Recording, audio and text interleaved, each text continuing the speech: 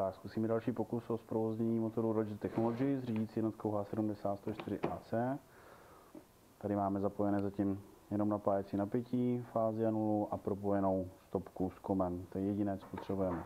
Propojit, všechno ostatní se dělá parametrově. Tohle je přijímač. Tady jsou tlačítka na ovládání parametrů, tady jsou tlačítka na změnu jejich hodnoty.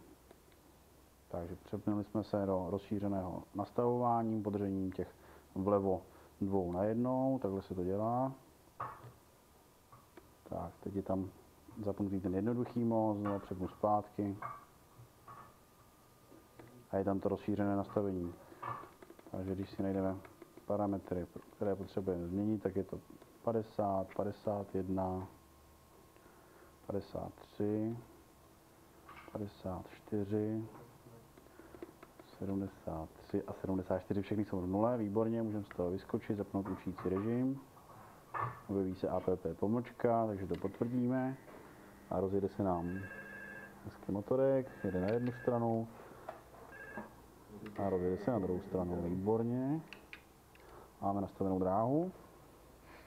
Teď můžeme naučit dálkový ovladač, takže nejdřív před prvním použitím smažeme přijímač, zmačkneme obě dvě ty tlačítka na jednou. V 4 vteřinách ledky potvrdí to vymazání. Tak, výborně. A teď horním se učí celkový otvírání, spodním se učí částečný otvírání. Takže když zmáčkneme P1 a podržíme si tlačítko na dálkovém ovladači, na nás zabliká, že naučil první kód. Po chvilce se ukončí učící režim.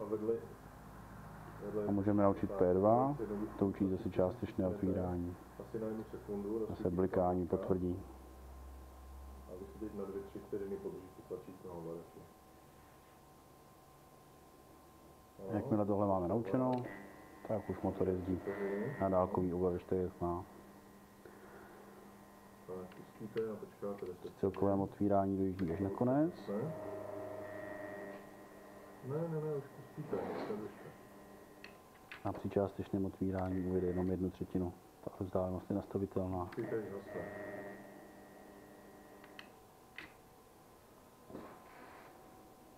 Tohle úplně stačí k zprovoznění tohoto motoru.